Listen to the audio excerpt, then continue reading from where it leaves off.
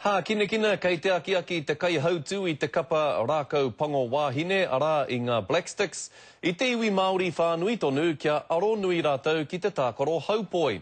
I kōrero tahi a te karere kia Kayla Sharland no Rangitāne I nā kua nei. He pato, he kape, he kuru I te pōro kia ko tahi atu tōna whakarerenga. Māori are naturally talented and have really good flair, and in hockey you can show that on the field. Mena he āwangawanga o Kayla Sharland ko te kore aro ki tēnei kēmu. Aha kua te hume ki ngā pūkenga o te Māori ki tēnei hākinakina. He iti noa ngā tangata I Parau te Kēmu haupoi, me maha ake. Engari, e hara ko te kēmu kai te aukati atu I te hiahia. Engari kē, ko te utu.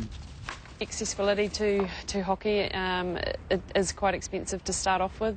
Aha kua tērā, he taiapa tēnei I hū pekea e te whānau hamahona.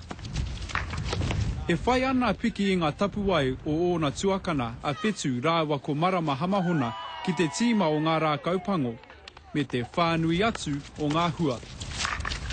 He pai ana te Kēmu haupoi no te mea ka tae te koe ki te huri te ao, ki te Parau te Kēmu haupoi.